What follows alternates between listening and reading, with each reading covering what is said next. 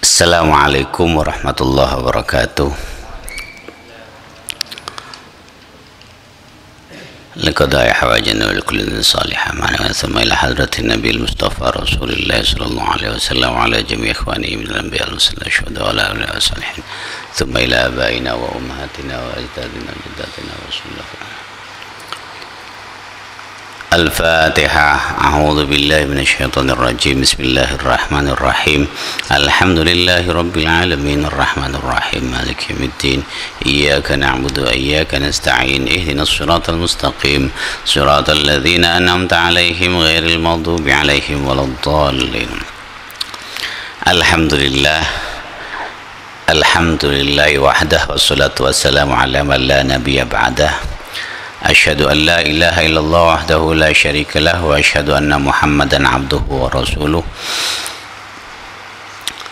Ma'asyiral hadirin rahimakumullah, marilah kita memanjatkan puji syukur kehadirat Allah Subhanahu wa taala atas nikmat-nikmat yang telah diberikan kepada kita, karena nikmatnya enggak pernah berhenti, senantiasa mengalir. Selayaknya bagi kita untuk senantiasa memanjatkan puji dan syukur supaya apa yang telah dianugerahkan kepada kita tidak terputus.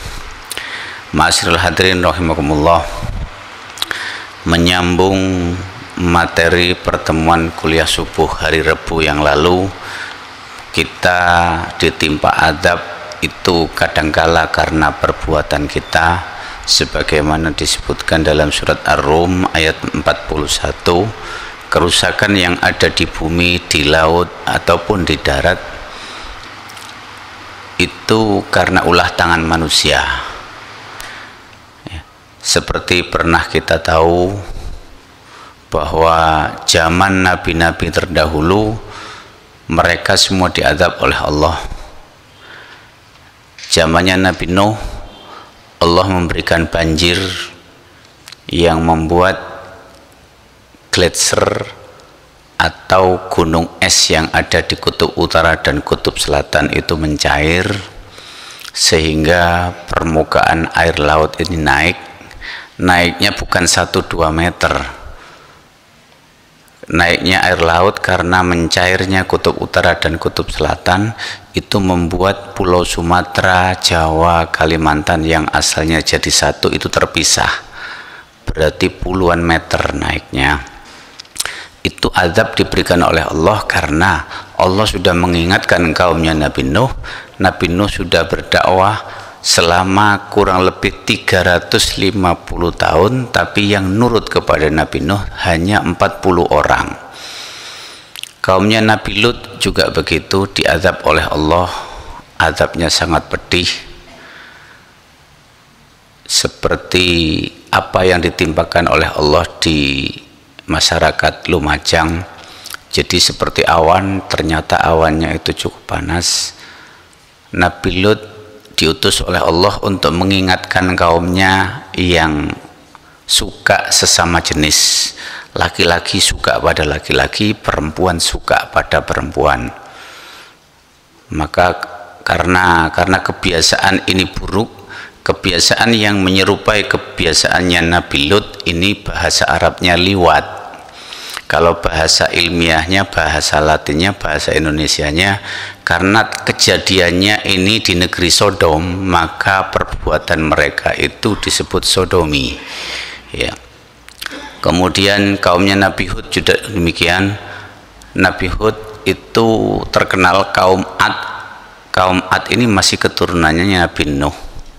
Jadi setelah Nabi Nuh ini diselamatkan oleh Allah dari banjir, semua kaumnya Nabi Nuh ini ternyata tidak memiliki keturunan.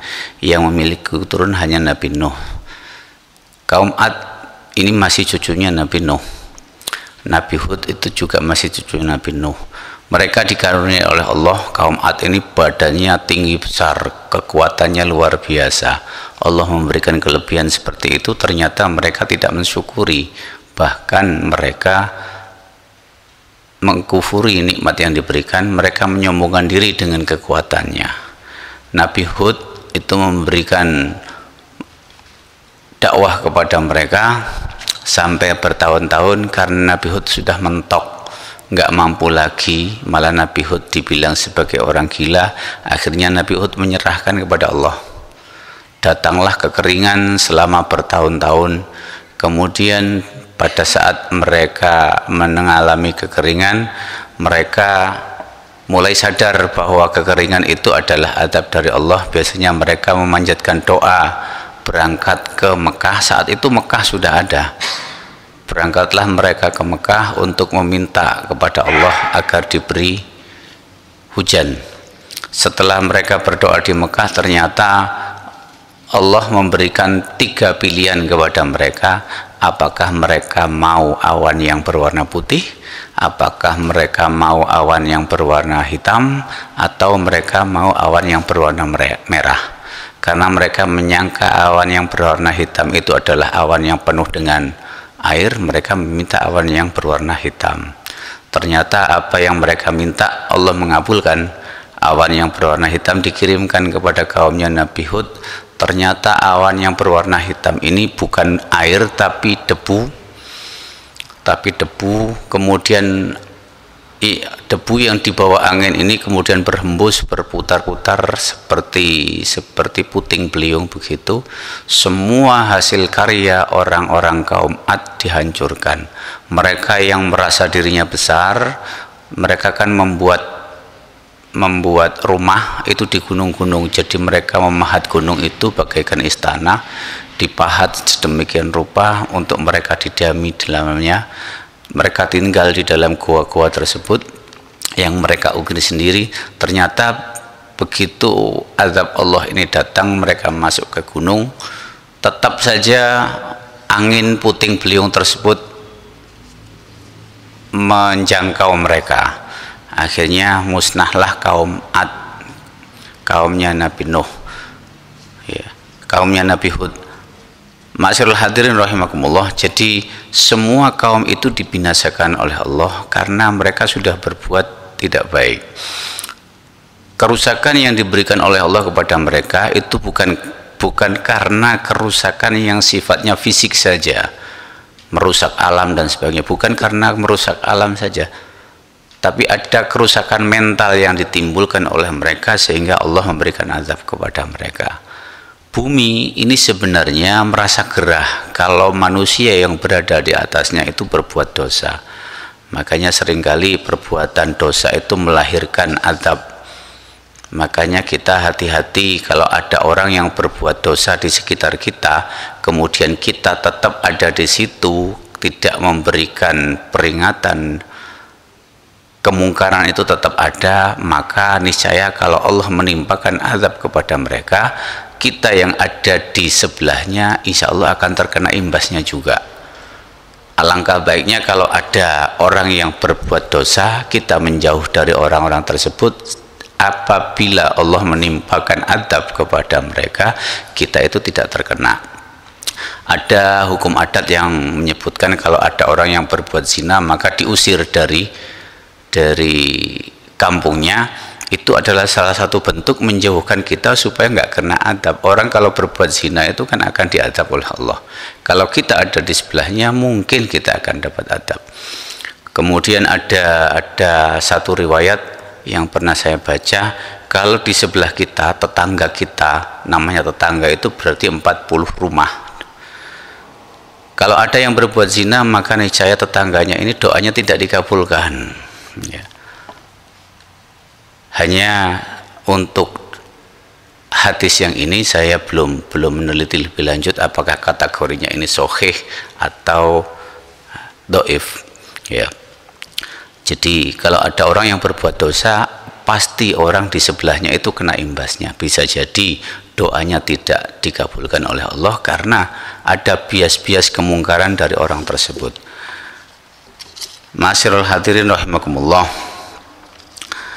Allah tidak akan memberikan azab pada surat Al-Anfal Rabu yang lalu. Allah tidak akan memberikan azab apabila di dalamnya itu ada Rasulullah. Jadi kaum yang ada Rasulullah itu tidak akan diberi azab oleh Allah. Kemudian ada penafsiran lain, bukan hanya Rasulullah, kalau ada keturunan Rasulullah yang taat kepada Allah maka tidak akan diberi azab. Keturunan Rasulullah ini bukan tidak mungkin mereka itu akan mungkar kepada Allah. Ada keturunan Rasulullah yang ingkar kepada Allah, itu ada ya. Tapi insya Allah Allah akan menjaga garis keturunan Rasulullah, sehingga kebanyakan dari keturunan Rasulullah itu pasti orangnya baik-baik. Sehingga kalau ada keturunan Rasulullah dalam satu kaum, insya Allah kaum tersebut itu akan selamat ya. Sebagaimana dalam surat Al-Anfal Allah berfirman, wa ma kana Allahu liyu'adzibahum wa anta fihim, dan tidaklah Allah itu akan mengazab mereka sedangkan kamu wahai Muhammad ada di dalamnya ya. Kemudian orang itu tidak akan diberi azab oleh Allah apabila wa ma kana Allahu mu'adzibahum wa hum yastaghfirun, kalau orang tersebut, kaum tersebut mereka istighfar kepada Allah. Jadi kuncinya kalau ada Rasulullah tidak akan diazab, kalau ada orang yang istighfar tidak akan diazab. Azab itu akan diberikan berarti kepada mereka yang tidak beristighfar. Ma'asyiral hadirin rahimakumullah, sebagaimana pada Rabu yang lalu saya sampaikan, kata yu'adzib, Allah memberikan azab, itu di dalam Al-Quran diulang sebanyak 26 kali. Yang paling banyak itu ada dalam surat At-Taubah. Kata yu'adzib, Allah memberi azab, itu diulang sebanyak 7 kali ya. Salah satunya dalam surat At-Taubah itu pada ayat 55. Ayat ini terulang pada ayat 85, hanya naskahnya berubah sedikit. Dalam surat At-Taubah ayat 55 Allah berfirman, a'udzubillahi minasyaitonirrajim, bismillahirrahmanirrahim, wala tu'jibka amwaluhum wala auladuhum innama yuridullahu liyu'adzibahum biha fil hayati dunya wa tashaqqa anfusuhum wa hum kafirun. Maka janganlah harta benda dan anak-anak mereka menarik hatimu. Konteks kalimat ini Rasulullah berdialog dengan Allah. Jadi yang diperintahkan ini adalah Rasulullah. Jangan sampai harta benda dan anak-anak mereka menarik hatimu. Sesungguhnya Allah menghendaki dengan memberi harta benda dan anak-anak itu untuk menyiksa mereka dalam kehidupan di dunia. Jadi kadang-kadang harta benda dan anak-anak yang diberikan Allah kepada kita itu suatu ketika bukan sebagai nikmat tetapi sebagai siksaan. Banyak orang yang tersiksa karena harta benda, banyak orang yang tersiksa karena anaknya. Jadi suatu ketika anak itu akan menjadi siksaan bagi kita. Kalau anaknya sudah tidak nurut, anaknya suka membuat onar, anaknya suka berbuat hal-hal yang membuat malu orang tua, ini adalah merupakan sebuah siksaan. Memang menyakitkan kalau kita sudah menikah bertahun-tahun tidak punya keturunan, tidak punya anak. Mungkin ini salah satu bentuk Allah cinta kepada kita, sayang kepada kita, sehingga tidak dikaruniai anak. Bisa jadi dengan kita diberi anak, justru anak itu akan membuat kita tersiksa. Makanya apapun yang kita dapatkan itu harus disyukuri, karena Allah itu maha membuat skenario. Bisa jadi skenario yang diberikan Allah kepada kita itu adalah yang terbaik ya. Cuma kadang-kadang kita ngersuloh karena melihat orang lain punya nikmat, kita kok nggak dapat nikmat. Orang lain kok punya anak banyak, sedangkan kita nggak punya anak. Orang lain punya harta banyak, kita kok nggak punya harta. Bisa jadi harta yang diberikan Allah kepada mereka itu akan menjadi siksaan bagi mereka. Jadi bisa jadi kita yang tidak punya harta itu justru lebih tenang. Berapa banyak orang itu yang kaya, mereka itu gelisah memikirkan hartanya, khawatir diambil orang, sehingga banyak cara dilakukan untuk menyelamatkan hartanya supaya tidak diambil orang. Mereka yang merasa khawatir kalau hartanya itu hilang dari sisinya, itu mereka nggak yakin bahwa harta itu adalah titipan Allah dan Allah senantiasa bisa mengambil titipannya kapan saja. Ya. Jadi Rasulullah diingatkan oleh Allah, jangan sampai takjub, jangan sampai heran kepada harta mereka dan anak-anak mereka. Ya. Sesungguhnya Allah itu memberi azab kepada mereka dengan harta dan anak itu selama hidup di dunia. Dalam surat At-Taubah ayat 85, ayat ini terulang. A'udzubillahi minasyaitonirrajim. Wala tu'jibka amwaluhum wa auladuhum. Innama yuridullahu ayyu'adzibahum biha fid dunya wa tazhaqa anfusuhum wa hum kafirun. Sesungguhnya anak dan harta itu kan suatu ketika akan menjadi siksaan, ya. Makanya kita harus berhati-hati kalau kita dianugerahi anak, mari kita manfaatkan anugerah Allah ini dengan baik, kita kelola dengan baik, dimanage dengan baik. Harta atau anak yang diberikan Allah, mari kita kelola dengan baik. Rasa kasih sayang jangan membuat mereka itu kita lantur. Kalau sekali berbuat dosa harus segera kita ingatkan, terutama masalah sholat. Kalau kita punya anak kemudian sholatnya ini kok sudah tidak baik, ya, maka niscaya perilakunya pun tidak akan baik, karena akar dari akhlak itu adalah sholat, ya. Masyarul hadirin rahimakumullah, ayat 55 dengan ayat 85 surat At-Taubah ini hanya ada perbedaan pada kata al-hayat, fil hayatid dunya, sedangkan pada ayat 85 fid dunya. Kita pernah tahu bahwa kalau ada ayat kok sampai diulang dalam satu surat, ayat diulang, atau dalam surat yang lain ayat ini diulang lagi, berarti Allah mengingatkan kepada kita, menunjukkan bahwa kita itu sering lupa tentang hal ini. Contohnya dalam surat Al-Insyirah, Alam Nasrah, ya. Fa inna ma'al usri yusra, inna ma'al usri yusra. Sesungguhnya di dalam kesulitan itu ada kemudahan. Sesungguhnya di dalam kesulitan itu ada kemudahan. Ini sampai diulang 2 kali. Ini menunjukkan bahwa kita itu sering lupa kalau kita menghadapi kesulitan, bahwa di dalam kesulitan itu ada kemudahan, ya. Kemudian dalam surat Ar-Rahman itu Allah mengulang kata fabi ayyi ala'i rabbikuma tukadziban, dan dengan cara apa lagi nikmat Tuhanmu engkau dustakan. Itu diulang oleh Allah sampai 31 kali. Itu menunjukkan bahwa kita itu sering mendustakan nikmat Allah. Kita tidak mensyukuri nikmat Allah, itu salah satu bentuk kita ini mendustakan nikmat Allah. Di situ bukan kita mengingkari, bahasanya kalau mengingkari itu kan hanya menolak saja. Ini lebih parah lagi, mendustakan. Orang yang mendustakan itu, maka kelakuannya, tindakannya itu lebih parah dari sekedar mengingkari. Mengingkari itu kan menolak, tapi kalau mendustakan itu lain lagi, tambah besar lagi dosanya.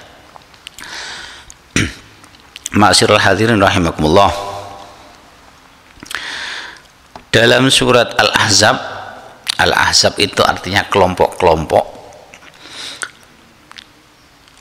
ayat 73 Allah berfirman, a'udzubillahi minasyaitonirrajim, bismillahirrahmanirrahim. Liyu'adzibullahul munafiqina wal munafiqat wal musyrikina wal musyrikat wa yatuballahu 'alal mu'minina wal mu'minat wa kana Allahu ghafurur rahima. Allah akan mengazab orang-orang munafik, orang-orang yang bermuka dua. Tanda-tanda orang munafik itu ada 4. Ada 3. Ayatul munafiqina salasun, idza hadasa kadzaba, kalau mereka berkata itu bohong. Jadi kalau ada orang yang mengatakan sesuatu itu tidak sesuai dengan kondisi aslinya, ini tanda-tanda orang munafik. Ya. Wa idza hadasa kadaba wa idza kalau mereka berjanji, wa idza wa'ada akhlafa, kalau mereka berjanji mereka itu luput janji-janji. Ya, kalau ada orang mau mencalonkan calon apa saja itu, kemudian mereka menebar janji-janji, setelah jadi janjinya kok luput, itu tanda-tandanya orang munafik. Wa idza wa'ada ahlafa, kemudian wa idza tumina khona, kalau mereka dipercaya mereka berkhianat. Jadi tanda-tanda orang munafik itu ada 3. Orang munafik laki-laki, karena memang kebanyakan munafik ini orang laki-laki. Wal munafiqat, dan orang munafik perempuan, tidak menutup kemungkinan orang munafik ini memang perempuan. Jadi mana kata yang didahulukan karena itu lebih berpeluang. Ya. Kalau dalam konteks kalimat lain kadang-kadang ada yang perempuan didahulukan karena peluangnya lebih besar. Contohnya kata azaniyatu wazani, orang zina perempuan dan orang zina laki-laki. Peluangnya memang lebih besar perempuan, makanya Allah menyebutkan pezina perempuan ini lebih dahulu daripada orang yang laki-laki, karena peluangnya yang perempuan ini lebih besar.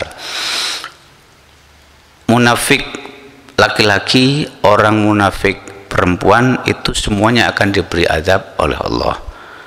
Kalau orang munafik ini masih punya keimanan kepada Allah, tapi mereka kadang-kadang menutup keimanan mereka karena takut atau karena ingin mendapatkan perhatian dari penguasa. Mereka mengatakan hal yang berbeda, tidak sesuai dengan hati nurani. Jadi mereka menyampaikan sesuatu tidak sesuai dengan hati nurani. Kita ingat bahwa hati nurani manusia itu tidak akan pernah salah. Tidak akan pernah salah. Hati nurani manusia itu pasti akan menyebutkan sesuatu yang benar itu benar. Cuman setelah hati nurani ini menerima kebenaran, menerima informasi, akal itu akan merubah. Jadi kalau sesuatu informasi yang kita dapatkan hati nurani mengatakan salah, segera saja kita ikuti hati nurani, niscaya kita akan selamat. Tapi kalau sudah akalnya yang bekerja, maka sesuatu yang salah itu akan berubah jadi benar, sesuatu yang baik akan berubah jadi salah. Akal ini yang membuat sesuatu itu menjadi berubah. Tapi akal yang murni, akal yang membedakan mana yang baik dan mana yang buruk, ini tidak mungkin salah. Tapi akal yang dipengaruhi oleh hadapan nafsu, karena ada kepentingan-kepentingan, kepingin ini, kepingin itu, akal ini akhirnya yang berubah jadi salah. Ma'asyiral hadirin rahimakumullah. Dalam ayat ini setelah munafik itu wal musyrikina wal musyrikat, orang-orang musyrik dan orang-orang musyrik laki-laki dan orang-orang musyrik perempuan. Orang musyrik lebih parah lagi, mereka akan diazab oleh Allah karena mereka sudah menyekutukan Allah. Allah itu sudah dinomorduakan, atau mereka justru tidak percaya kepada Allah. Azabnya akan lebih pedih dari hanya sekedar orang-orang munafik. Wa yatuballahu 'alal mu'minin, dan Allah akan memberi taubat kepada orang-orang yang mukmin laki-laki, wal mu'minat, dan mukmin perempuan. Wa kanallahu ghafurur rahimah. Kalau orang mukmin ini dulunya musyrik dan bertobat, Allah akan memberikan tobat. Jadi sebesar apapun dosa kita, termasuk dosa musyrik, tapi kalau kita bertobat, Allah akan menerima tobat kita. Kita pernah berbuat nifak, kita pernah berbuat munafik, menyampaikan sesuatu tidak seperti aslinya, dibumbui, kemudian dipoles, digoreng, bolak-balik. Kalau sudah demikian, ini kan sebuah perbuatan dosa. Kemudian kita bertobat, maka Allah akan memberikan taubatnya kepada kita. Wa kanallahu ghafurur rahim. Allah itu Maha Pengampun dan Maha Penyayang. Kita di dunia ini mendapatkan sifat rahimnya Allah itu 1%. Jadi rasa sayangnya Allah kepada kita di dunia ini 1%. Rasa sayangnya Allah yang 99% itu akan nanti diberikan di akhirat. Ya. Kemudian pada surat Al-Fath ayat 6, konteks kalimat hampir sama dengan surat Al-Ahzab. Allah berfirman, a'udzubillahi minasyaitonirrajim, bismillahirrahmanirrahim, wa yu'adzibul munafiqina wal munafiqat wal musyrikina wal musyrikat adh-dhannina billahi dhannas saw' alaihim dairatus sau'i wa ghadiballahu alaihim wa la'anahum wa 'adda lahum jahannama wa sa'at masira. Dan Allah itu akan mengazab orang-orang munafik laki-laki dan perempuan, orang-orang musyrik laki-laki dan perempuan, dan juga orang-orang yang berprasangka buruk terhadap Allah. Allah itu akan memberikan azab mereka yang berprasangka buruk kepada Allah, karena Allah itu tidak pernah berbuat buruk kepada kita. Makanya kita jangan berprasangka buruk. Kalau seandainya ada musibah menimpa kita, kita harus berprasangka baik. Allah itu memberikan musibah itu tujuannya untuk memberikan sesuatu kepada kita, sesuatu yang baik. Allah memberikan musibah kepada kita, kita kok tidak punya anak. Itu skenarionya Allah. Kita harus yakin bahwa Allah itu punya tujuan yang luar biasa. Seandainya kita punya anak, bisa jadi kita akan tersiksa. Ya. Allah kemudian ada keluarga yang menginginkan punya anak. Begitu punya anak, anaknya meninggal dunia, merasa kehilangan anak satu-satunya sampai mereka depresi. Mereka itu berarti nggak berprasangka baik kepada Allah. Mungkin skenarionya Allah, anak ini nggak dibiarkan besar supaya mereka tidak berbuat dosa, tidak mempermalukan orang tua. Semua yang ada di sekitar kita itu kan milik Allah, termasuk juga anak.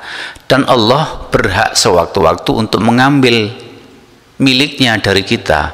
Kita tidak boleh menahan, kita tidak bisa menahan. Makanya kita harus segera memberikan semuanya kepada Allah. Kita harus berprasangka baik kepada Allah. Jadi kalau seandainya kita tiba-tiba kehilangan harta benda, ya kita harus berprasangka baik, Allah sudah mengambil miliknya dari kita. Sudah, ikhlaskan saja. Kita jangan merasa kehilangan karena merasa itu milik kita. Semua harta benda itu bukan milik kita, semuanya itu adalah titipan. Ya, orang yang berprasangka buruk kepada Allah dan orang yang punya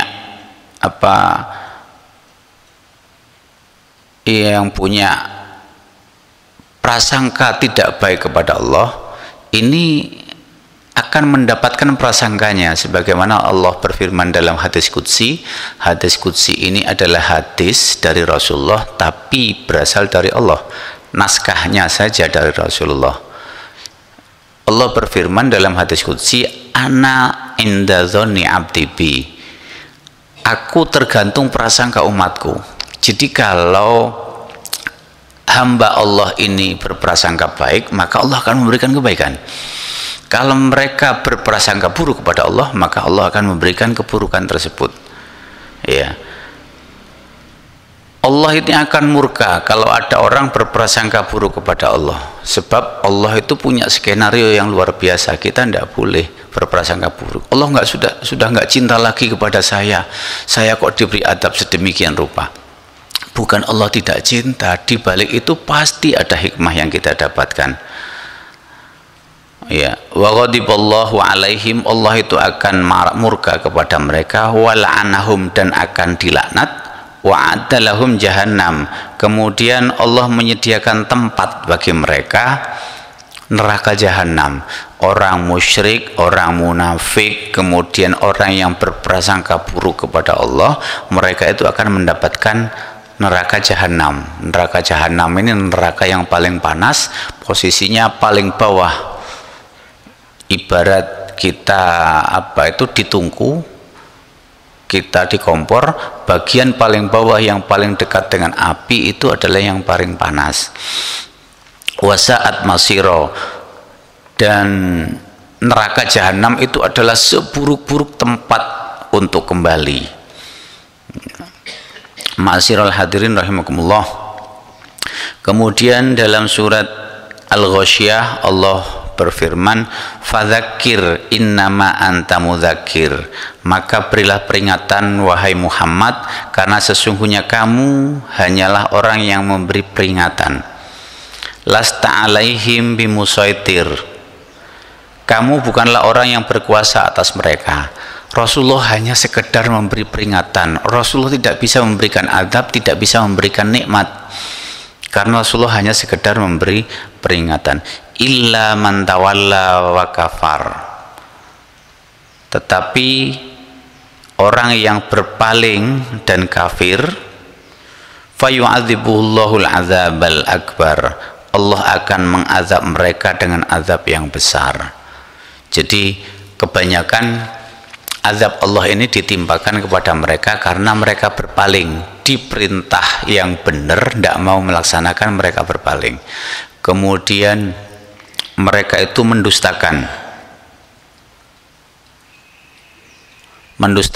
apa yang sudah diberikan oleh Allah. Kufur diantaranya bisa kufur terhadap nikmat. Sudah diberi nikmat mereka kufur. Kafir itu dari kata kafaro, artinya nutup. Di bahasa Inggris kan itu jadi cover itu kan penutup. Jadi orang kafir itu orang yang hatinya sudah tertutup, diberitahu apa saja nggak mungkin akan masuk karena mereka kafir. Tapi bisa jadi kekufuran mereka itu akan berkurang, akhirnya mereka menjadi beriman. Banyak orang yang dulunya kufur kemudian akhirnya jadi beriman. Seperti kita tahu dalam sejarah sahabat Rasulullah, Abu Sufyan itu dulu sangat memusuhi Rasulullah, tapi akhirnya Abu Sufyan beriman kepada Rasulullah. Hindun istrinya Abu Sufyan itu pernah benci kepada Rasulullah, benci kepada Sayyidina Hamzah karena sudah membunuh keluarganya, ayahnya dan kakaknya dalam perang Badar. Maka dalam perang Uhud Sayyidina Hamzah jadi target utama. Sayyidina Hamzah dibunuh dengan menyewa salah seorang pembunuh ahli tombak namanya Wahsy. Wahsy pun yang asalnya membunuh Sayyidina Hamzah, Wahsy masuk Islam. Hindun juga akhirnya tunduk, patuh. Hindun akhirnya membaca syahadat, iman kepada Rasulullah. Khalid bin Walid yang semula menjadi panglima perang dalam perang Uhud yang membuat umat Islam kalah, akhirnya Khalid bin Walid itu tunduk. Arti kekufurannya yang selama ini ada itu bisa berubah. Jadi seseorang itu kufurnya bisa berkurang karena hidayah dari Allah. Kufur itu tidak selamanya ada. Kekafiran seseorang bisa berkurang dan bisa bertambah, tergantung situasinya bagaimana. Ma'asyiral hadirin rahimakumullah. Makanya supaya kita tidak diberi adab oleh Allah, kita harus menjauhi hal-hal yang membuat adab itu datang. Kita jangan kufur terhadap nikmat, kufur terhadap Allah. Kebenaran-kebenaran yang disampaikan kepada kita, mari kita terima dengan baik. Kita jangan pernah mendustakan apa yang sudah diberikan oleh Allah kepada kita. Kita harus banyak beristighfar. Mari kita cintai keluarga Rasulullah, karena itu salah satu bentuk Allah akan mencegah terjadinya adab kepada kita. Semoga pertemuan kita membawa manfaat. Semoga Allah melapangkan rezeki kita, memanjangkan umur kita. Semoga Allah senantiasa memberikan kesehatan kepada kita sehingga kita bisa melaksanakan ibadah dengan baik, menambah pahala sebagai sanggup hidup kita. Semoga Allah mengampuni dosa-dosa mereka yang sudah meninggal, mendahului kita, melipat gandakan pahala mereka. Kurang lebihnya saya mohon maaf. Wallahul muwaffiq ila aqwamit thoriq. Wassalamualaikum warahmatullahi wabarakatuh.